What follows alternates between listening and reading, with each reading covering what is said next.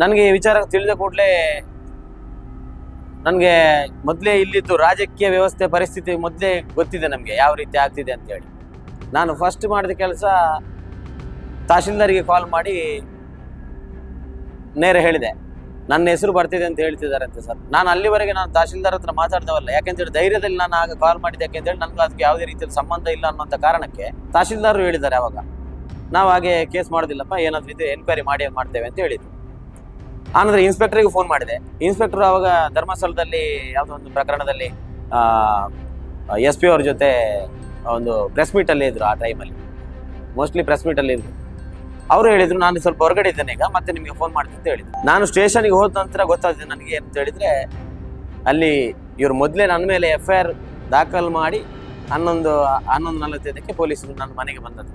ನಾನು ಡಿಪಾರ್ಟ್ಮೆಂಟ್ ಪೊಲೀಸರ ಹತ್ರ ಲಾಸ್ಟ್ ಕೊನೆಗೆ ಎಲ್ಲಿವರೆಗೆ ಹೇಳಿ ಅಂತ ಹೇಳಿದ್ರೆ, ನಿಮಗೆ ನಂಬಿಕೆ ಇಲ್ಲದಿದ್ರೆ ನನ್ನನ್ನು ಮಂಪರ್ ಪರೀಕ್ಷೆ ಬೇಕಾದ್ರೆ ಮಾಡಿ, ನಾನು ಅದರಲ್ಲಿ ಇಲ್ಲ ಅನ್ನುವಂಥದ್ದನ್ನು ನಿಮಗೆ ಸಾಬೀತು ಮಾಡಲಿಕ್ಕೆ.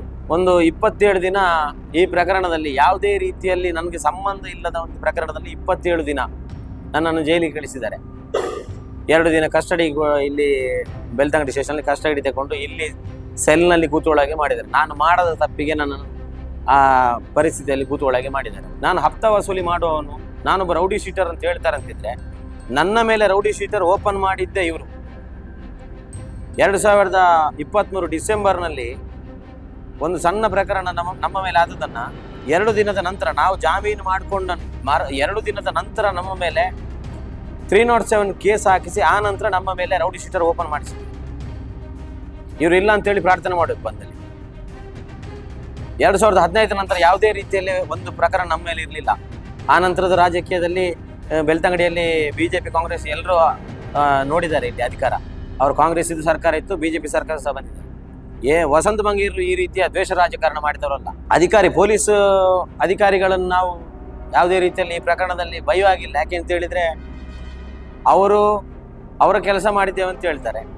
ಆದರೆ ಒಂದು ವಿಚಾರ ಭಾರಿ ಬೇಸರ ಅಂತ ಹೇಳಿದ್ರೆ, ಪೊಲೀಸ್ ಇಲಾಖೆಗೆ ಯಾವುದೇ ರೀತಿಯಲ್ಲಿ ಒಂದಷ್ಟು ಉಪಕಾರ ಮಾಡುವಂಥ ಕೆಲಸವನ್ನು ನಾವು ಮಾಡಿದ್ದೇವೆ. ನಮಗೆ ಅದು ನೆನಪಿದೆ, ಅವರಿಗೆ ನೆನಪಿದೆ ಇಲ್ಲ ಗೊತ್ತಿಲ್ಲ.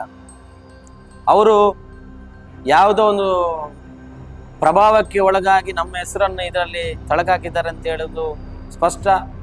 ಒಂದಷ್ಟು ಅವರ ಕಡೆ ಅವರ ಪೊಲೀಸ್ ಅಧಿಕಾರಿಗಳ ಮಾತಲ್ಲಿ ಬಂದಿದೆ. ನನ್ನ ಕುಟುಂಬ ವರ್ಗದವರು 27 ದಿನ ನನಗೋಸ್ಕರ ತುಂಬ, ನನ್ನ ಹೆಂಡತಿ ಮಕ್ಕಳು, ನನಗೆ ಒಂದೂವರೆ ವರ್ಷದ ಮಗ ಇದ್ದಾನೆ. ಆ ಮಗ ನಾನು ಇಲ್ಲದ ಸಂದರ್ಭದಲ್ಲಿ ಯಾವ ರೀತಿಯಲ್ಲಿ ಮನೆಯಲ್ಲಿ ಸಮಸ್ಯೆಯಲ್ಲಿದ್ದಂತ ನನಗೆ ಮತ್ತು ನನ್ನ ಹೆಂಡತಿಗೆ ಮಾತ್ರ ಗೊತ್ತಿದೆ, ಬೇರೆ ಯಾರಿಗೂ ಗೊತ್ತಿಲ್ಲ. ಅವಳಿಗೆ ನನ್ನ ವೈಫಿಗೂ ಅಷ್ಟೇ, ಅವಳಿಗೊಂದು ಅನಾರೋಗ್ಯದ ಸಮಸ್ಯೆ ಇದೆ. ಆ ಸಮಸ್ಯೆಯ ಸಂದರ್ಭದಲ್ಲಿ ನಾನು 27 ದಿನ ನಾನು ಹೋಗಿ ಜೈಲಲ್ಲಿ ಕೂರುವಾಗೆ ಮಾಡಿದ್ದಾರೆ. ನಾನು ಮಾಡಿದ ತಪ್ಪಿಗೆ ನನ್ನನ್ನು ಯಾರು ಜೈಲಿಗೆ ಕಳಿಸಿದ್ದಾರೆ. ನಾಡ್ದು ಸೋಮವಾರ ದಿನ ನಾನು ಮಾರಿಗುಡಿಯಲ್ಲಿ ಪ್ರಾರ್ಥನೆ ಮಾಡ್ತೇನೆ. ನನ್ನಿಂದ ಯಾವುದೇ ರೀತಿಯಲ್ಲಿ ಆ ಕಲ್ಲಿನ ಕೋರೆಯಲ್ಲಿ ನಾನು ಯಾವುದೇ ರೀತಿಯಲ್ಲಿ ಪಾಲುಗಾರಿಕೆ ಹೊಂದಿಲ್ಲ. ಮತ್ತು ಅವರು ಮಾಡಿದಂಥ ಆಪಾದನೆ ಏನಿದೆ ಅದಕ್ಕೂ ನನಗೆ ಯಾವುದೇ ರೀತಿಯ ಸಂಬಂಧ ಇಲ್ಲ ಅನ್ನುವಂಥದ್ದನ್ನು ನಾಡ್ದು ಸೋಮವಾರದ ದಿನ ನಾನು ಮಾರಿಗುಡಿಯಲ್ಲಿ ಪ್ರಾರ್ಥನೆ ಮಾಡ್ತೇನೆ. ಇವತ್ತು ಸೇರಿರುವಂಥ ಉದ್ದೇಶ ಎಲ್ಲಿ ಗೊತ್ತಿರ್ಬೋದು, ಮೊನ್ನೆ 18/5/2024 ಒಂದು ನನ್ನ ಮೇಲೆ ಆಗಿರುವಂಥ ಒಂದು ಪ್ರಕರಣದ ವಿಚಾರದಲ್ಲಿ ನನಗೂ ಆ ಪ್ರಕರಣಕ್ಕೂ ಯಾವುದೇ ರೀತಿಯಲ್ಲಿ ಸಂಬಂಧ ಇಲ್ಲ ಅನ್ನುವಂಥ ವಿಚಾರವನ್ನು ಒಂದು ಸ್ಪಷ್ಟೀಕರಣ ನೀಡಲಿಕ್ಕೋಸ್ಕರ ನಾನು ಇವತ್ತಿಲ್ಲಿ ಸೇರಿದ್ದೇವೆ.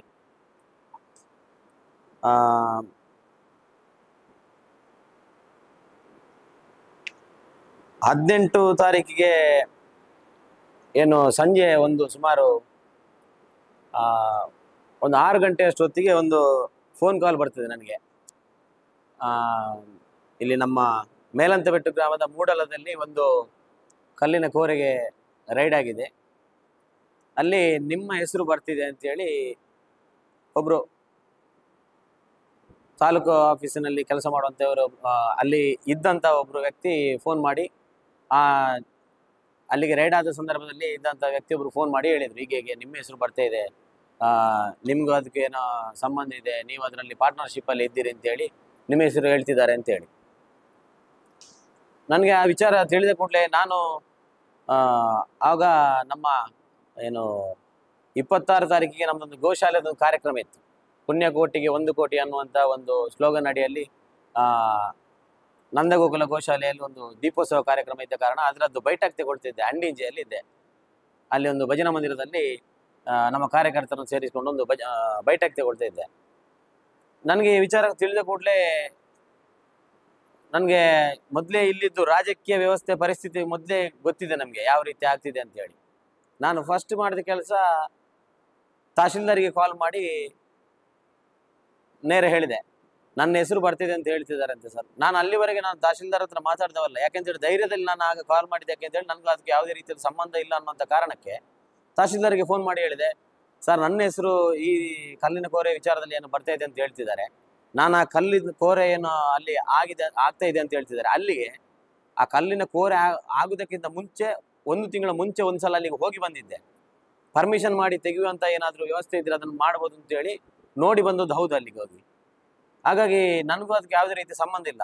ಏನಾದರೂ ನನ್ನ ಹೆಸರು ಅಲ್ಲಿ ಏನಾದರೂ ಕೇಸಲ್ಲಿ ಏನಾದರೂ ಬರುವಂಥ ಪರಿಸ್ಥಿತಿ ಇದ್ರೆ ನನ್ನನ್ನು ಕರೀರಿ, ಯಾವುದೇ ರೀತಿಯ ಎನ್ಕ್ವೈರಿ ಇದ್ರೆ ನನ್ನನ್ನು ಕರೀರಿ, ನಾನು ಬರ್ತೇನೆ ಅಂತ ತಹಶೀಲ್ದಾರ್ ಹತ್ರ ಹೇಳಿದೆ. ತಹಶೀಲ್ದಾರರು ಹೇಳಿದ್ದಾರೆ ಅವಾಗ, ನಾವು ಹಾಗೆ ಕೇಸ್ ಮಾಡೋದಿಲ್ಲಪ್ಪ, ಏನಾದರೂ ಇದು ಎನ್ಕ್ವೈರಿ ಮಾಡಿ ಮಾಡ್ತೇವೆ ಅಂತ ಹೇಳಿದ್ರು. ಆನಂತರ ಇನ್ಸ್ಪೆಕ್ಟರ್ಗೆ ಫೋನ್ ಮಾಡಿದೆ. ಇನ್ಸ್ಪೆಕ್ಟರ್ ಅವಾಗ ಧರ್ಮಸ್ಥಳದಲ್ಲಿ ಯಾವುದೋ ಒಂದು ಪ್ರಕರಣದಲ್ಲಿ SP ಅವ್ರ ಜೊತೆ ಒಂದು ಪ್ರೆಸ್ ಮೀಟಲ್ಲಿ ಇದ್ರು. ಆ ಟೈಮಲ್ಲಿ ಮೋಸ್ಟ್ಲಿ ಪ್ರೆಸ್ ಮೀಟಲ್ಲಿ ಇರಬೇಕು. ಅವರು ಹೇಳಿದ್ರು, ನಾನು ಸ್ವಲ್ಪ ಹೊರಗಡೆ ಇದ್ದೇನೆ ಈಗ, ಮತ್ತೆ ನಿಮಗೆ ಫೋನ್ ಮಾಡ್ತೀನಿ ಅಂತ ಹೇಳಿದ್ರು. ಇಷ್ಟು ಹೇಳಿದ ನಂತರ ನಾನು ನನ್ನಷ್ಟಕ್ಕೆ ಇದೆ, ಯಾವುದೇ ಅದರಲ್ಲಿ ನನ್ನ ವಿಚಾರದಲ್ಲಿ ಏನು ಇರ್ಲಿಕ್ಕಿಲ್ಲ. ಇಷ್ಟೊತ್ತು ಯಾವುದೇ ರೀತಿಯಲ್ಲಿ ಫೋನ್ ಬಂದಿರಲಿ ಏನಿಲ್ಲ ಅಂತೇಳಿ 11:45 11:45ಕ್ಕೆ ನನ್ನ ಮನೆಯಿಂದ ಹೆಂಡತಿ ಕಾಲ್ ಮಾಡ್ತಾಳೆ. ನಾನು ಇದೇ ಗೋಶಾಲೆದೇ ಕಾರ್ಯಕ್ರಮದ ಮೀಟಿಂಗ್ ಎಲ್ಲ ಮಾಡಿ ಬರುವಾಗ ಸ್ವಲ್ಪ ಲೇಟ್ ಆಗಿತ್ತು. ಫೋನ್ ಮಾಡಿ ಹೇಳಿದ್ದು, ಹೀಗೆ ಪೊಲೀಸರು ಬಂದಿದ್ದಾರೆ, ಒಂದು 6-7 ಜನ ಇದ್ದಾರೆ ಮನೆ ಹತ್ರ ಪೊಲೀಸರು. ನನಗೆ ಸಡನ್ ಆಗಿ ಶಾಕ್ ಆಯ್ತು.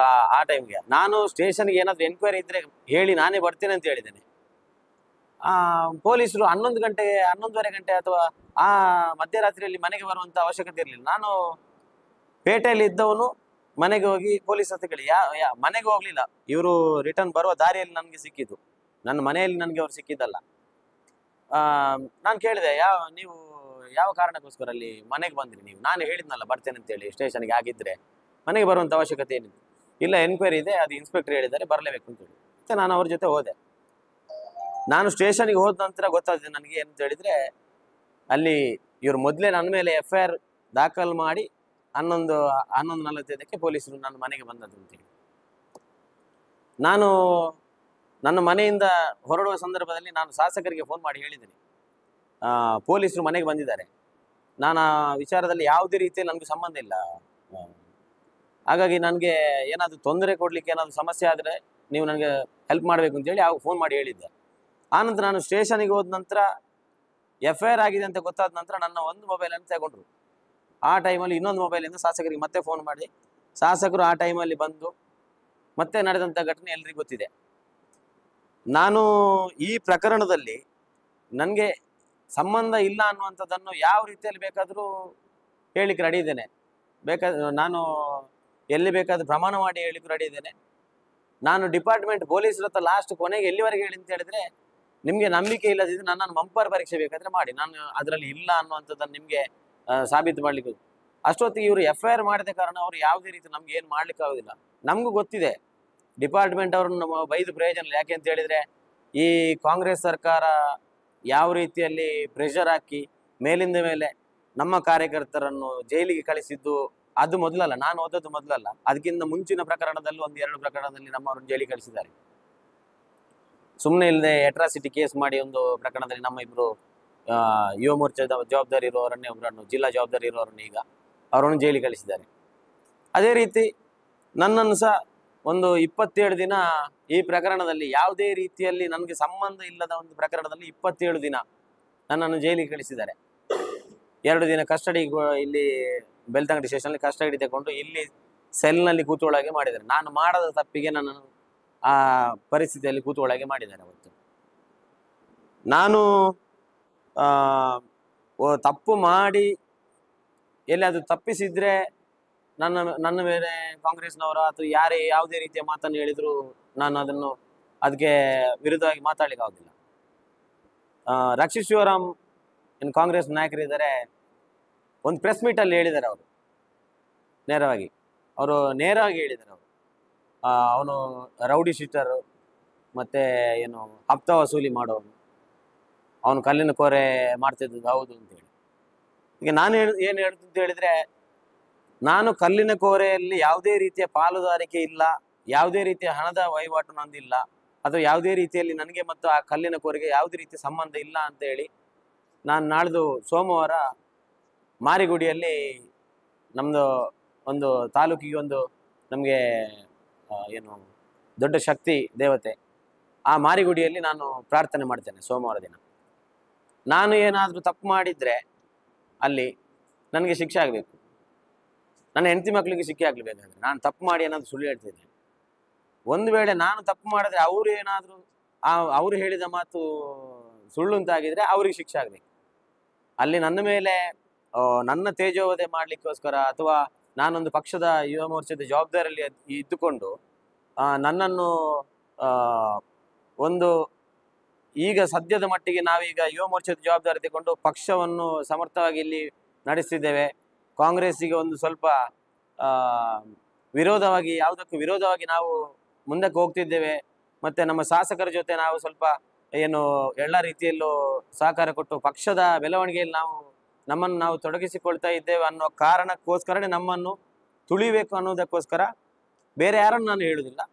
ನೇರವಾಗಿ ರಕ್ಷಿತ್ ಶಿವರಾಮ್ ಅವರೇ, ಕಾಂಗ್ರೆಸ್ ನಾಯಕರಲ್ಲಿ ನೇರವಾಗಿ ರಕ್ಷಿತ್ ಶಿವರಾಮ್ ಅವರೇ ನನ್ನ ಮೇಲೆ ಅವತ್ತು ಈ ಪ್ರಕರಣದಲ್ಲಿ ಇದ್ದಾರೆ ಅನ್ನುವಂಥದ್ದನ್ನು ನಾನು ಸ್ಪಷ್ಟವಾಗಿ ಹೇಳ್ತೇನೆ.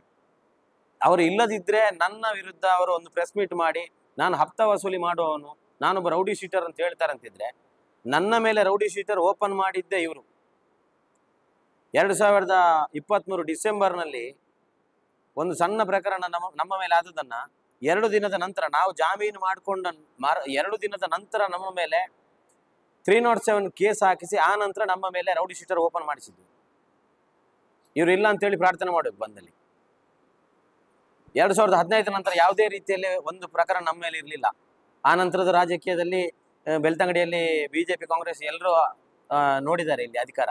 ಅವರು ಕಾಂಗ್ರೆಸ್ ಇದು ಸರ್ಕಾರ ಇತ್ತು, ಬಿಜೆಪಿ ಸರ್ಕಾರ ಸಹ ಬಂದಿದೆ. ವಸಂತ ಮಂಗೀರರು ಈ ರೀತಿಯ ದ್ವೇಷ ರಾಜಕಾರಣ ಮಾಡಿದವರಲ್ಲ.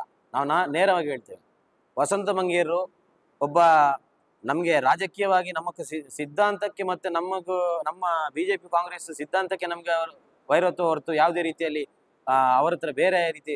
ಆದರೆ ಈ ಮನುಷ್ಯ ರಕ್ಷಿತ್ ಶಿವರಾಮ್ ನೇರವಾಗಿ ನಮ್ಮನ್ನು ಟಾರ್ಗೆಟ್ ಮಾಡಿ, ಬಿಜೆಪಿಯವರು ಅಂತ ಹೇಳಿದರೆ ಯಾವುದೋ ಒಂದು ವಿರೋಧಿಗಳಾಗಿ ನಮ್ಮನ್ನು ಟಾರ್ಗೆಟ್ ಮಾಡಿ ಈ ಪ್ರಕರಣದಲ್ಲಿ ನಮಗೆ ಸ್ಪಷ್ಟವಾಗಿ ಕಾಣ್ತದೆ. ಇದಕ್ಕಿಂತ ಮುಂಚೆ ಆಗಿರುವಂಥ ಕೆಲವು ಒಂದು ಪ್ರಕರಣದಲ್ಲೂ ನನ್ನ ಮೇಲೆ, ಆ ಪ್ರಕರಣದಲ್ಲಿ ಇಲ್ಲದಂಥ ಕೆಲವರನ್ನು ರೌಡಿ ಶೀಟ್ ಓಪನ್ ಮಾಡಿ ಅವರಿಗೆ ಸಮಸ್ಯೆ ಆಗುವಾಗ ಮಾಡಿದ್ದಾರೆ. ಪೊಲೀಸ್ ಅಧಿಕಾರಿಗಳನ್ನು ನಾವು ಯಾವುದೇ ರೀತಿಯಲ್ಲಿ ಈ ಪ್ರಕರಣದಲ್ಲಿ ಭಯವಾಗಿಲ್ಲ. ಯಾಕೆ ಅಂತ ಹೇಳಿದರೆ ಅವರು ಅವರ ಕೆಲಸ ಮಾಡಿದ್ದೇವೆ ಅಂತ ಹೇಳ್ತಾರೆ. ಆದರೆ ಒಂದು ವಿಚಾರ ಭಾರಿ ಬೇಸರ ಅಂತ ಹೇಳಿದರೆ, ಪೊಲೀಸ್ ಇಲಾಖೆಗೆ ಯಾವುದೇ ರೀತಿಯಲ್ಲಿ ಒಂದಷ್ಟು ಉಪಕಾರ ಮಾಡುವಂಥ ಕೆಲಸವನ್ನು ನಾವು ಮಾಡಿದ್ದೇವೆ. ನಮಗೆ ಅದು ನೆನಪಿದೆ, ಅವರಿಗೆ ನೆನಪಿದೆ ಇಲ್ಲ ಗೊತ್ತಿಲ್ಲ. ಅವರು ಯಾವುದೋ ಒಂದು ಪ್ರಭಾವಕ್ಕೆ ಒಳಗಾಗಿ ನಮ್ಮ ಹೆಸರನ್ನು ಇದರಲ್ಲಿ ತಳಕಾಕಿದ್ದಾರೆ ಅಂತ ಹೇಳೋದು ಸ್ಪಷ್ಟ. ಒಂದಷ್ಟು ಅವರ ಕಡೆ ಅವರ ಪೊಲೀಸ್ ಅಧಿಕಾರಿಗಳ ಮಾತಲ್ಲಿ ಬಂದಿದೆ. ನಾವು ಹಾಗೆ ಹೇಳಿ ಪೊಲೀಸರನ್ನು ಬಯಲಿಕ್ಕೆ ಹೋಗುದಿಲ್ಲ. ಯಾಕೆ ಅಂತ ಹೇಳಿದರೆ, ಈ ರಾಜಕೀಯ ವ್ಯವಸ್ಥೆ ಈಗದ್ದು, ಆ ಬೆಳ್ತಂಗಡಿಯ ರಾಜಕೀಯ ವ್ಯವಸ್ಥೆ ಹೇಗೆ ಅಂತ ಹೇಳಿದರೆ, ಒಟ್ಟು ನಮ್ಮನ್ನು ಬಿಜೆಪಿಯ ಕಾರ್ಯಕರ್ತರನ್ನು ಟಾರ್ಗೆಟ್ ಮಾಡಿ, ಮೊನ್ನೆ ನಮ್ಮ ರಾಜೇಶ್ ಎಂಕೆ ಅನ್ನುವಂಥ ಒಬ್ಬ ST ಮೋರ್ಚಾದ ತಾಲೂಕಿನ ಅಧ್ಯಕ್ಷರು, ಅವರ ಮೇಲೆ ಮೋದಿಯವರ ಪ್ರಮಾಣ ವಚನದ ದಿನ ವಿಜಯೋತ್ಸವ ಮಾಡ್ತಿರ್ಬೇಕಾದ್ರೆ ತಲವಾರು ದಾಳಿ ಮಾಡಿ ಆನಂತರ ಅವರ ಮೇಲೆಯೇ ಪೋಕ್ಸೋ ಪ್ರಕರಣವನ್ನು ಹಾಕುವಂಥ ವ್ಯವಸ್ಥೆಗೆ ಹೋಗಿದ್ದಾರೆ. ಯಾರು ಮಾಡಿರುವಂಥದ್ದು? ಇದೇ ಕಾಂಗ್ರೆಸ್ ಪಕ್ಷದ ಷಡ್ಯಂತ್ರದಿಂದ ಆಗಿರುವಂಥದ್ದಲ್ವಾ? ಅದಕ್ಕೋಸ್ಕರ ನಾನು ನನ್ನ ಜೀವನದಲ್ಲಿ ಒಂದು 19 ವರ್ಷದಿಂದ, ನನಗೀಗ 36 ವರ್ಷ ಆಯಿತು, ಇಲ್ಲಿಯವರೆಗೆ ನಾನು ಸಮಾಜ ಸೇವೆ ಅಥವಾ ಯಾವುದಾದ್ರೂ ಒಂದು ನಮ್ಮ ಇಲ್ಲಿ ಬೇರೆ ಬೇರೆ ಸಮಾಜಮುಖಿ ಕೆಲಸಗಳಲ್ಲಿ ನನ್ನನ್ನು ನಾನು ತೊಡಗಿಸಿಕೊಂಡು ಬಂದವನು. ನಮ್ಮ ಊರಿಗೆ ಗೊತ್ತಿದೆ ನಾನು ಯಾವ ರೀತಿಯಲ್ಲಿ ಕೆಲಸ ಮಾಡಿದ್ದೇನೆ, ಅಥವಾ ನಾನೊಬ್ಬ ರೌಡಿ ಶೀಟರ್ ಆಗುವಂತ ವ್ಯಕ್ತಿತ್ವ ನನ್ನಲ್ಲಿ ಇದೆಯಾ, ಅಥವಾ ನಾನೊಬ್ಬ ಸಮಾಜಮುಖಿ ಕೆಲಸ ಮಾಡುವಂತ ವ್ಯಕ್ತಿತ್ವದ ಅನ್ನುವಂಥದ್ದು ಊರಿಗೆ ಗೊತ್ತಿದೆ. ಇಲ್ಲಿ ನನ್ನನ್ನು ಯಾವ ರೀತಿ ತೇಜೋವಧೆ ಮಾಡಿದ್ದಾರ, ರೌಡಿ ಶೀಟರ್ ಅಂತ ಪೊಲೀಸರು ಏನು ಮಾಡದವರನ್ನು ರೌಡಿ ಶೀಟರ್ ಮಾಡಿದ್ದಿದೆ. ಅವರಿಗೆ ಒಂದು ಊರಿನಲ್ಲಿ ರೌಡಿ ಶೀಟರ್ ಮಾಡಬೇಕಾದ್ರೆ ಒಂದಷ್ಟು ಆ ಲೆಕ್ಕಾಚಾರಕ್ಕೆ ಅವರಿಗೆ ಬೇಕಾಗ್ತದೆ ಅಂತ ಹೇಳ್ತಾರೆ. ಅದಕ್ಕೋಸ್ಕರ ನಾವು ಸಮಾಜದ ಒಳ್ಳೆ ಕೆಲಸ ಮಾಡುವಾಗಲೂ ಒಂದಷ್ಟು ಅವರಿಗೆ ವಿರೋಧ ಕಾಣುವಂಥದ್ದು ಬರ್ತದೆ. ಆಗ ನಾನು ಸ್ಪಷ್ಟವಾಗಿ ಹೇಳ್ತೇನೆ, ನಾನೊಬ್ಬ ಹಪ್ತ ವಸೂಲಿ ಮಾಡುವಂತ ವ್ಯಕ್ತಿ ಅಲ್ಲ. ನನ್ನಿಂದ ಏನಾದರೂ ನಾನೊಬ್ಬ ಬಡ ರಿಕ್ಷಾ ಡ್ರೈವರ್ನ ಮಗನಾಗಿ ಇನ್ನೊಬ್ಬ ಬಡವನಿಗೆ ನನ್ನಿಂದ ಸಹಾಯ ಮಾಡಲಿಕ್ಕೆ ನಾನು ಎಷ್ಟು ಪ್ರಯತ್ನ ಪಟ್ಟಿದ್ದೇನೆ ಹೊರತು ನಾನು ಹಪ್ತ ವಸೂಲಿ ಮಾಡುವಂತ ಕೆಲಸಕ್ಕೆ ನಾನು ಇಲ್ಲಿವರೆಗೂ ಹೋಗಲಿಲ್ಲ. ಯಾರು ನನ್ನ ಮೇಲೆ ಆ ರೀತಿ ನನ್ನ ತೇಜೋವಧೆ ಮಾಡಲಿಕ್ಕೆ ಪ್ರೆಸ್ ಮೀಟ್ನಲ್ಲಿ ಹೇಳಿದ್ದಾರೆ ಕಾಂಗ್ರೆಸ್ ನಾಯಕ ರಕ್ಷಿತ್ ಶರ್ಮಾ ಅವರು, ಅದಕ್ಕೆ ಅವರೇ ಬಂದು ಸ್ಪಷ್ಟನೆ ಕೊಡ್ಲಿ. ಇದರಲ್ಲಿ ನಾಡ್ದು ಬಂದು ಪ್ರಾರ್ಥನೆ ಮಾಡಿ ಹೇಳಿ, ಹೌದು ಅವನು ಹಪ್ತ ವಸೂಲಿ ಮಾಡಿದ್ದಾನೆ, ಅವನು ರೌಡಿ ಶೀಟರ್ ಹೌದು ಅಂತೇಳಿ ಅವರು ಬಂದು ಹೇಳಿ. ಪೊಲೀಸರು ರೌಡಿ ಶೀಟರ್ ಹಾಕಿದ ಕೂಡಲೇ ನಾನು ರೌಡಿ ಶೀಟರ್ ಆಗ್ಲಿಕ್ಕೆ ನಾನು ಅದನ್ನು ಒಪ್ಕೊಳ್ಳಿಕ್ಕೆ ರೆಡಿ ಇರುವುದಿಲ್ಲ. ನಾನು ಸಮಾಜದಲ್ಲಿ ಮಾಡಿರೋ ಒಳ್ಳೆ ಕೆಲಸಕ್ಕೆ ಇವರು ಯಾವುದಾದ್ರು, ನಾವು ಕೋವಿಡ್ ಬಂದ ಸಮಯದಲ್ಲಿ ಇವ್ರದ್ದು ನಮ್ಮ ಬಗ್ಗೆ ಇಷ್ಟೆಲ್ಲ ಹೇಳುವಂತ ಇವರು ಸ್ವಲ್ಪ ಯೋಚನೆ ಮಾಡಬೇಕು. ಎಲ್ಲ ಪಕ್ಷದವರನ್ನು ಸೇರಿಸಿಕೊಂಡು ಒಂದು ಮಾನವ ಸ್ಪಂದನ ಅನ್ನುವಂಥ ಒಂದು ತಂಡವನ್ನು ಕಟ್ಟಿಕೊಂಡು ನಮ್ಮ ಸೆಬಾಸ್ಟಿನ್ ಅನ್ನುವಂಥವ್ರು ಒಂದು ತಂಡ ಕಟ್ಟಿದ್ರು. ಎಲ್ಲ ಜಾತಿಯವರು ಎಲ್ಲ ಪಕ್ಷದವರಿದ್ರು. ನಾವು ಕೋವಿಡ್ ವಾರಿಯರ್ ಆಗಿ ಎಲ್ಲ ಯಾವ ಜಾತಿ ಮತ ನೋಡದೆ ನಾವು ಕೆಲಸ ಮಾಡಿದ್ದೇವೆ ಅವತ್ತು. ಆ ಸಂದರ್ಭದಲ್ಲಿ ನಾವು ಮಾಡಿದಂಥ ಕೆಲಸವನ್ನು ಸ್ವಲ್ಪ ಗಮನಿಸಲಿ. ನಮ್ಮನ್ನು ರೌಡಿ ಶೀಟರ್ ಹಪ್ತ ವಸೂಲಿ ಮಾಡೋಣ ಅಂತ ಹೇಳಿದಂಥ ಇದೇ ರಕ್ಷಿತ್ ಶಿವರಾಮ್ ಅವರು ಸ್ವಲ್ಪ ನಾವು ಮಾಡಿದಂಥ ಒಳ್ಳೆ ಕೆಲಸಗಳು ಏನಿದೆ ಅದನ್ನು ಸ್ವಲ್ಪ ಯಾರತ್ರದ್ದು ತಿಳ್ಕೊಳ್ಳಿ. ಇಲ್ಲಿ ಅವ್ರು ಬಂದು ಒಂದು 3-4 ವರ್ಷ ಆಗಿರ್ಬೋದು ಇಲ್ಲಿಗೆ. ನಾವು ಹುಟ್ಟಿ ಬೆಳೆದು ಇಲ್ಲೇ ಇರುವಂಥವ್ರು ಬೆಳ್ತಂಗಡಿಯಲ್ಲಿ. ನಾವೇನು ಏನೋ ಅನ್ನುವಂಥದ್ದು ನನಗೆ, ನನ್ನ ತಂದೆ ತಾಯಿಗೆ, ನನ್ನನ್ನು ನಂಬಿಕೊಂಡಿರೋ ಕುಟುಂಬಕ್ಕೆ ಚೆನ್ನಾಗಿ ಗೊತ್ತಿದೆ. ನನ್ನ ಕುಟುಂಬ ವರ್ಗದವರು 27 ದಿನ ನನಗೋಸ್ಕರ ತುಂಬ, ನನ್ನ ಹೆಂಡತಿ ಮಕ್ಕಳು, ನನಗೆ ಒಂದೂವರೆ ವರ್ಷದ ಮಗ ಇದ್ದಾನೆ. ಆ ಮಗ ನಾನು ಇಲ್ಲದ ಸಂದರ್ಭದಲ್ಲಿ ಯಾವ ರೀತಿಯಲ್ಲಿ ಮನೆಯಲ್ಲಿ ಸಮಸ್ಯೆಯಲ್ಲಿ ಇದ್ದಂತ ನನಗೆ ಮತ್ತು ನನ್ನ ಹೆಂಡತಿಗೆ ಮಾತ್ರ ಗೊತ್ತಿದೆ, ಬೇರೆ ಯಾರಿಗೂ ಗೊತ್ತಿಲ್ಲ. ಅವಳು ನನ್ನ ವೈಫಿಗೂ ಅಷ್ಟೇ, ಅವಳಿಗೊಂದು ಅನಾರೋಗ್ಯದ ಸಮಸ್ಯೆ ಇದೆ. ಆ ಸಮಸ್ಯೆಯ ಸಂದರ್ಭದಲ್ಲಿ ನಾನು 27 ದಿನ ನಾನು ಹೋಗಿ ಜೈಲಲ್ಲಿ ಕೂರುವಾಗೆ ಮಾಡಿದ್ದಾರೆ. ನಾನು ಮಾಡಿದ ತಪ್ಪಿಗೆ ನನ್ನನ್ನು ಯಾರು ಜೈಲಿಗೆ ಕಳಿಸಿದ್ದಾರೆ. ನಾಡ್ದು ಸೋಮವಾರ ದಿನ ನಾನು ಮಾರಿಗುಡಿಯಲ್ಲಿ ಪ್ರಾರ್ಥನೆ ಮಾಡ್ತೇನೆ. ನನ್ನಿಂದ ಯಾವುದೇ ರೀತಿಯಲ್ಲಿ ಆ ಕಲ್ಲಿನ ಕೋರೆಯಲ್ಲಿ ನಾನು ಯಾವುದೇ ರೀತಿಯಲ್ಲಿ ಪಾಲುಗಾರಿಕೆ ಹೊಂದಲಿಲ್ಲ. ಮತ್ತೆ ಅವರು ಮಾಡಿದಂಥ ಆಪಾದನೆ ಏನಿದೆ ಅದಕ್ಕೂ ನನಗೆ ಯಾವುದೇ ರೀತಿಯ ಸಂಬಂಧ ಇಲ್ಲ ಅನ್ನುವಂಥದ್ದನ್ನು ನಾಡ್ದು ಸೋಮವಾರದ ದಿನ ನಾನು ಮಾರಿಗುಡಿಯಲ್ಲಿ ಪ್ರಾರ್ಥನೆ ಮಾಡ್ತೇನೆ. ನಾನು ಅದೇ ಹೇಳಿದ್ದು, ಆ ಕಲ್ಲಿನ ಕೋರೆ ಆಗುವುದಕ್ಕಿಂತ 1 ತಿಂಗಳು ಮುಂಚೆ ಆ ಜಾಗಕ್ಕೆ ನಾನು ಹೋದದ್ದು ಹೌದು. ಪರ್ಮಿಷನ್ ಮಾಡಿ ಕಲ್ಲು ತೆಗೆಯುವಂಥ ವ್ಯವಸ್ಥೆ ಏನಾದರೂ ಆಗ್ತದ ಅಂತ ಅಲ್ಲಿ ನೋಡಿ ಬಂದದ್ದು ಹೌದು. ಹಾಗೆ ಅಂತೇಳಿ ಆ ಜಾಗಕ್ಕೆ ಹೋಗಿ ಅವರ ಹತ್ರ ನಾನು ಆ ಕಲ್ಲಿನ ಕೋರೆ ನಾನೇ ಮಾಡ್ತೇನೆ ಅಥವಾ ನಾನು ಯಾವುದೇ ರೀತಿ ಅಗ್ರಿಮೆಂಟ್ ಮಾಡಿಕೊಂಡು ಯಾವುದೇ ರೀತಿಯಲ್ಲಿ ನಾನು ಮಾಡ್ಕೊಡ್ಲಿಲ್ಲ. ಅಲ್ಲಿ ಕೆಲಸದವರು ನೇರವಾಗಿ ನನ್ನನ್ನು ನೋಡಿರ್ಲಿಕ್ಕೆ ಇಲ್ಲ ಆ ಜಾಗದಲ್ಲಿ. ನೇರವಾಗಿ ಅಂದ್ರೆ ನಾನು ಅಲ್ಲಿ ಯಾರು ಕೆಲಸದವರಿದ್ದಾರೆ ಅಥವಾ ಅಲ್ಲಿ ಏನಿದೆ ನನ್ಗೆ ಗೊತ್ತಿಲ್ಲ. ಅಲ್ಲಿ ಏನು ಸ್ಫೋಟಕಗಳು ಸಿಕ್ಕಿದೆ ಅಂತ ಹೇಳಿದ್ರು. ಸ್ಫೋಟಕ ಅದು ಎಲ್ಲಿ ಸಿಗ್ತದೆ ಅದ್ರ ಬಗ್ಗೆ ನನಗೆ 100ಕ್ಕೆ 100 ಮಾಹಿತಿ ಇಲ್ಲ. ನಾನು ಅದಕ್ಕೆ ನೇರವಾಗಿ ನನ್ನಲ್ಲಿ ಕೊನೆಯದಾಗಿ ನಾನು ಪೊಲೀಸರ ಹತ್ರ ನನ್ನ ಎನ್ಕ್ವೈರಿ ಸಂದರ್ಭದಲ್ಲಿ ನಾನು ಹೇಳಿದ್ದು ಒಂದೇ, ನಿಮಗೆ ನನ್ನ ಮೇಲೆ ನಂಬಿಕೆ ಇಲ್ಲದಿದ್ರೆ ನನ್ನ ಮೊಬೈಲ್ ಇದೆ, ಕಲ್ಲಿನ ಕೋರೆ ಶುರುವಾಗಿ ಒಂದಷ್ಟು ತಿಂಗಳಾಗಿದೆ ಅಂತ ಹೇಳ್ತಿದ್ದೀರಿ, ಅಲ್ಲಿಂದ ಇಲ್ಲಿವರೆಗೆ ಯಾವುದಾದ್ರೂ ನನ್ನ ಮೊಬೈಲಲ್ಲಿ ನೋಡಿ, ಯಾವುದಾದ್ರೂ ಒಂದು ನಿಮಗೆ ಬೇಕಾದಂಥ ದಾಖಲೆ ಸಿಕ್ಕಿದ್ರೆ ಅಥವಾ ನಾನು ಯಾರ್ದಾದ್ರೂ ಫೋನಲ್ಲಿ ಮಾತಾಡಿದ್ದು ಸ್ಫೋಟಕಗಳು ಯಾರಾದ್ರೂ ಅಂತ ವ್ಯವಸ್ಥೆ ಹತ್ರ ನಾನು ಯಾವುದಾದ್ರೂ ಒಂದು ಕಾಂಟ್ಯಾಕ್ಟ್ ಇಟ್ಕೊಂಡಿದ್ರೆ ಯಾವುದೇ ರೀತಿಯಲ್ಲಿ ನಿಮ್ಗೆ ಏನಾದರೂ ಇದ್ದರೆ ನಾನು ಅದಕ್ಕೆ ಒಪ್ಕೊಳ್ತೇನೆ. ನನಗೆ ಅದಕ್ಕೂ ಯಾವುದೇ ರೀತಿ ಸಂಬಂಧ ಇಲ್ಲ. ಯಾವುದೇ ರೀತಿಯಲ್ಲಿ ನೀವು ನನ್ನನ್ನು ತನಿಖೆ ಮಾಡಿ ನಾನು ರೆಡಿ ಇದ್ದೇನೆ. DYSP ಅವ್ರ ಹತ್ರ ನಾನು ಅದನ್ನು ಹೇಳಿದ್ದು. ಮತ್ತೆ ಕೊನೆಗೆ ಇನ್ಸ್ಪೆಕ್ಟರ್ ಹತ್ರ ಹೇಳಿದ್ದು, ನಿಮಗೆ ಇಷ್ಟು ನಂಬಿಕೆ ಇಲ್ಲ ಇದ್ರೆ ನನ್ನನ್ನು ಮಂಪರ್ ಪರೀಕ್ಷೆ ಬೇಕಾದ್ರೆ ಮಾಡಿ ಅಂತೇಳಿ. ಹೌದು,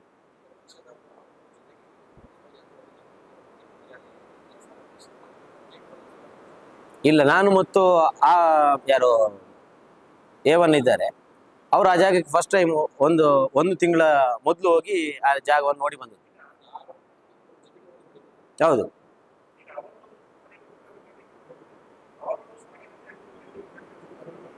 ಇಲ್ಲ, ಅದು ಗೊತ್ತಿಲ್ಲ ಅದರ ಬಗ್ಗೆ ನನಗೆ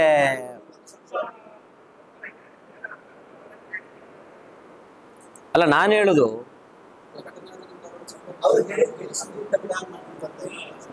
ಯಾರು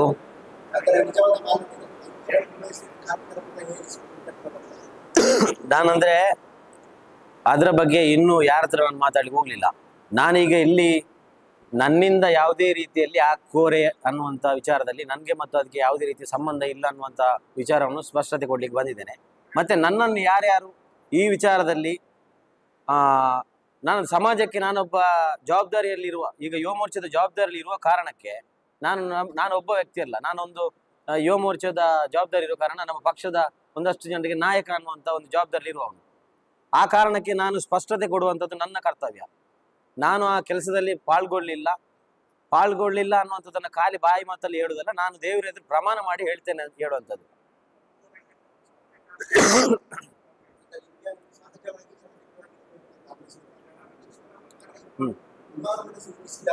ಅಲ್ಲ, ನಮ್ಮವರು ಸಿಕ್ಕಿಸಿ ಹಾಕಿಸಿಕೊಳ್ಳಿಕ್ಕೆ ನಮ್ಮಿಂದಾಗಿ ನಮ್ಮ ಪಕ್ಷದವರು ಯಾವುದೇ ಕಾರಣಕ್ಕೂ ನನ್ನನ್ನು ಸಿಕ್ಕಿಸಿ ಹಾಕುವಂತ ಚಾನ್ಸ್ ಇರುವುದಿಲ್ಲ. ಯಾರು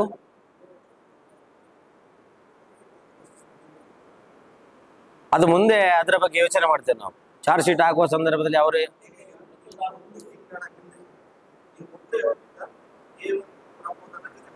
ನಾನು ಮತ್ತು ಬ್ರಹ್ಮದವರು ಒಟ್ಟಿಗೆ ಹೋದದಲ್ಲಿ, ನಾನು ಅಲ್ಲಿಗೆ ಒಟ್ಟಿಗೆ ಹೋದ ಒಂದಷ್ಟು ತಿಂಗಳ ನಂತರ ಅಲ್ಲಿ ಕೋರೆ ಆಗಿರುವಂಥದ್ದು.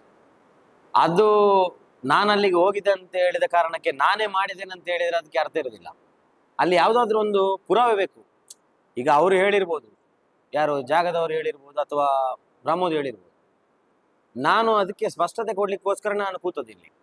ನನಗೂ ಅದಕ್ಕೂ ಯಾವುದೇ ರೀತಿಯ ಸಂಬಂಧ ಇಲ್ಲ.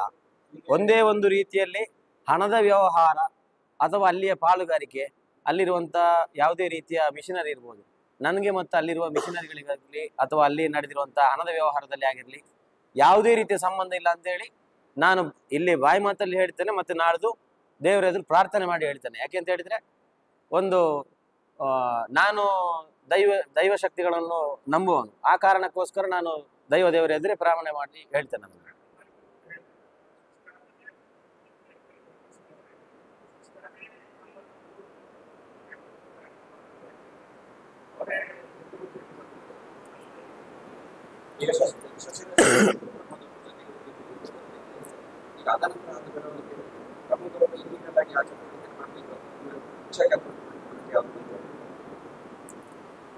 ಇಲ್ಲ, ನಾನು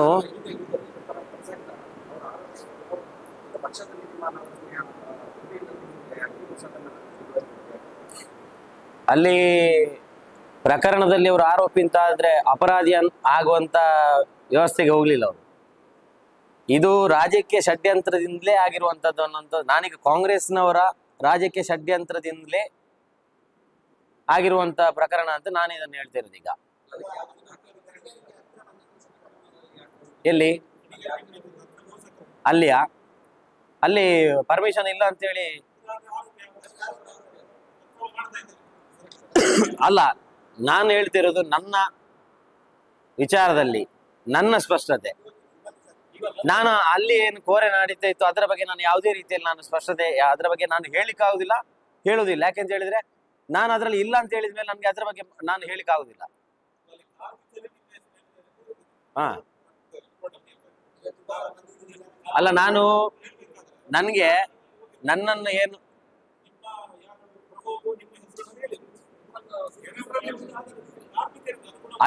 ಅದೇ ಕಾರ್ಮಿಕರು ನನ್ನ ಹತ್ರ ಪೊಲೀಸ್ ಸ್ಟೇಷನ್ ಅಲ್ಲಿ ಹೇಳಿದ ಮಾತು ಹೇಳಿ ಅಂತ ಹೇಳಿದ್ರೆ, ನಾವು ಅಲ್ಲಿ ನಿಮ್ಮ ಹೆಸರು ಹೇಳಿಲ್ಲ ಅಂತೇಳಿ ಆ ಕಾರ್ಮಿಕರನ್ನ ಈಗ ಈ ಕೇಸ್ನಲ್ಲಿ ಸಾಕ್ಷಿದಾರನ್ನಾಗಿ ಮಾಡಿದ್ದಾರೆ.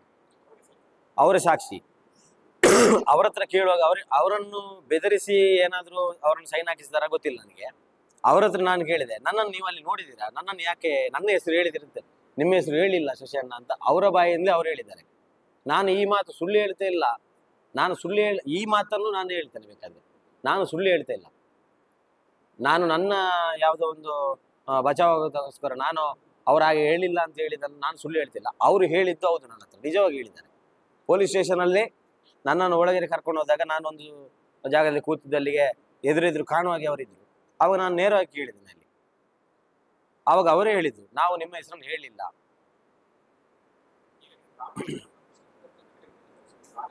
ಹೌದು, ಕಾನೂನು ಮುಖಾಂತರ ನಾನು ನನ್ನ ಈ ವಿಚಾರದಲ್ಲಿ ನನ್ನ ವಕೀಲರ ಮುಖಾಂತರ ನಾನು ಅದಕ್ಕೆ ಬೇಕಾದ ವ್ಯವಸ್ಥೆಯನ್ನು ನಾನು ಮಾಡ್ತೇನೆ. ವರ್ಷ ಆಗಲಿಲ್ಲ. ಕಾಂಗ್ರೆಸ್ ಸರ್ಕಾರ ಬಂದ ನಂತರ ಮೊನ್ನೆ ಡಿಸೆಂಬರ್ 2023 ಡಿಸೆಂಬರ್ನಲ್ಲಿ ನನ್ನ ಮೇಲೆ ರೌಡ್ ಶೀಟರ್ ಓಪನ್ ಮಾಡಿದ್ರು. ನಮ್ದು ಅಂತಲ್ಲ, ನಮ್ಮ ಸುಮಾರು ಒಂದು 7-8 ಬಿಜೆಪಿಯ ಕಾರ್ಯಕರ್ತರ ಮೇಲೆ, ಅಂದ್ರೆ ಸಂಘಟನೆಯಲ್ಲಿ ಕೆಲಸ ಮಾಡುವಂತ, ಅಗ್ರೆಸಿವ್ ಆಗಿ ಕೆಲಸ ಮಾಡುವಂತವರಿಗೆ, ಮತ್ತೆ ಪಕ್ಷದಲ್ಲಿ ಒಂದಷ್ಟು ಯಾವುದೇ ಹೋರಾಟ ಇಂಥದ್ದಲ್ಲಿ ಭಾಗವಹಿಸುವಂತ ಯುವಕರು ಯಾರಿದ್ದಾರೆ ಅಂತವ್ರನ್ನ ಹುಡುಕಿ ಮಾಡಿದ್ದಾರೆ. ನಾನು ರಕ್ಷೀಶ್ವರಂ ಅಂತೇಳಿ ನೇರವಾಗಿ ಅದರಲ್ಲಿ ಹೇಳುದಲ್ಲ, ಆದ್ರೆ ಅವರು ಇದ್ದಾರೆ ಅಂತ ಹೇಳುವುದಕ್ಕೆ ಅವರ ಕೆಲವೊಂದು ಮಾತುಗಳು ಕಾರಣ ಅಂತ ಹೇಳ್ತೀನಿ. ಅವರೇ ಹೇಳಿದ್ದಾರೆ ಅವರ ಬಾಯಿಂದ, ರೌಡಿ ಶೀಟರ್ ಹಪ್ತ ವಸೂಲಿ ಮಾಡ್ತಾರೆ, ಅವರೊಂದು ತೋರಿಸ್ಲಿ ನಾನು ಹಪ್ತ ವಸೂಲಿ ಮಾಡಿದ್ದೆ ಎಲ್ಲಿ ಅಂತೇಳಿ.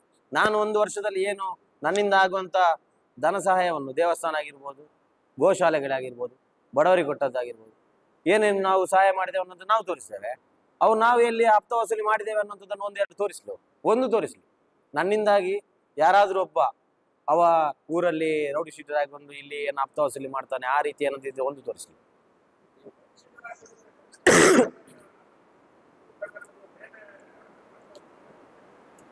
ಇಲ್ಲ, ನೀವು ಪೊಲೀಸರ ಹತ್ರ ಕೇಳಿದ್ರೆ ನಿಮ್ಮ ಮೇಲೆ ಪ್ರಕರಣ ಬೇಕು ಅಂತಿಲ್ಲ. ನೀವೊಬ್ಬ ಜನನಾಯಕ, ನೀವು ಒಂದಷ್ಟು ಜನರನ್ನು ಸೇರಿಸಿ ಪ್ರತಿಭಟನೆ ಮಾಡುವಂತ ಕೆಪಾಸಿಟಿ ಇದೆ ಅಂತ ವ್ಯಕ್ತಿತ್ವ ಇದ್ರು ನಿಮ್ಮನ್ನು ರೌಡಿ ಶೀಟರ್ ಮಾಡ್ಲಿಕ್ಕೆ ಆಗ್ತದೆ ಅಂತೇಳಿ ಅದೇ ಪೊಲೀಸರು ಹೇಳಿದ್ದಾರೆ.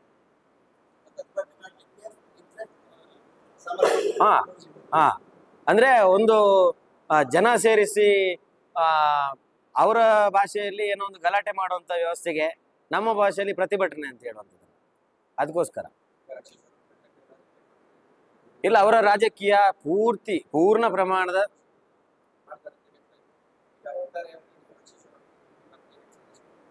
ನಾನು ಅವರಿಗೆ ನೇರ ಹೇಳುದು, ನೀವು ರಾಜಕೀಯ, ನಾವು ಈ ಎಲೆಕ್ಷನ್ ಸಂದರ್ಭದಲ್ಲಿ ಏನು ರಾಜಕೀಯ ಇರ್ತದೆ, ಕಾಂಗ್ರೆಸ್ ಬಿಜೆಪಿ JDS ಏನಿದೆ, ಅದು ಆ ಸಂದರ್ಭಕ್ಕೆ ಬಿಟ್ಟು ಬಿಡ್ಬೇಕು. ನಾವು ಸುಮ್ಮನೆ ಹೇಳಿದೆ ಯಾರೋ ಬಡವರ ಮನೆ ಮಕ್ಕಳನ್ನ FIR ಮಾಡಿ ಜೈಲಿಗೆ ಕಳಿಸುವಂತ ವ್ಯವಸ್ಥೆ ಮಾಡಿದ್ರೆ ಮುಂದೆ ನಮಗೂ ಸರ್ಕಾರ ಬರ್ಬೋದು. ನಾವು ಇಲ್ಲಿಯವರೆಗೆ ಕೇಳಿ, ಕಾಂಗ್ರೆಸ್ನ ಕಾರ್ಯಕರ್ತರೇ ನಾನು ಜೈಲಿಂದ ಹೊರಬಂದ ಸಂದರ್ಭದಲ್ಲಿ ನನಗೆ ಕರೆ ಮಾಡಿ ಸಾಂತ್ವನ ಹೇಳಿದವರು ಇದ್ದಾರೆ. ನಿಮ್ಗೆ ಈಗ ಆಗ್ಬಾರ್ದಿತ್ತು, ನಮ್ಮಿಂದ ನಮ್ಮ ಏನೋ ಪರಿಸ್ಥಿತಿ ಈಗ ಆಗಿದೆ, ನಮ್ಮ ಪಕ್ಷದೊಳಗೆ ಅವರು ಯಾವ ರೀತಿ ದ್ವೇಷ ರಾಜಕಾರಣ ಮಾಡ್ತಾ ಇದ್ದಾರೆ ಅನ್ನುವಂಥದ್ದನ್ನು ಅವರ ಪಕ್ಷದವರು ಹೇಳಿದವರು ಇದ್ದಾರೆ. ನಮ್ದು ಗೊತ್ತಿದೆ ಬಿಡಿ. ನಾವು ಒಳಗಿರುವಂತ ಸಂದರ್ಭದಲ್ಲಿ ನನಗೆ ಒಂದು ಅಭೂತಪೂರ್ವವಾದಂತ ನಮ್ಮ ಕಾರ್ಯಕರ್ತರ ಬೆಂಬಲ ಸಿಕ್ಕಿದೆ. ಶಾಸಕರಿರ್ಬೋದು, ಜಿಲ್ಲೆಯ ನಾಯಕರಿರ್ಬೋದು, ನನ್ನ ಕುಟುಂಬ ವರ್ಗದವರು, ನನ್ನ ಫ್ರೆಂಡ್ ಸರ್ಕಲ್ ಇರ್ಬೋದು, ಒಂದು ದೊಡ್ಡ ಮಟ್ಟದಲ್ಲಿ ಒಂದು ಸಹಾಯ ಮಾಡಿದ್ದಾರೆ ಇಲ್ಲಿ. ಮತ್ತೆ ನಾನು ಈ ಪ್ರಕರಣದಲ್ಲಿ ಇಲ್ಲ ಅನ್ನುವಂಥದ್ದನ್ನ ಅಷ್ಟು ಜನರು ನಂಬಿ ನನಗೆ ಸಹಾಯ ಮಾಡಿದ್ದಾರೆ. ಅವರೆಲ್ಲರಿಗೂ ನಾನು ಇದೇ ನನ್ನ ಈಗಿನ ಪತ್ರಿಕಾಗೋಷ್ಠಿಯಲ್ಲಿ ಧನ್ಯವಾದವನ್ನು ಸಹ ಹೇಳ್ತೇನೆ ಅವರಿಗೆ.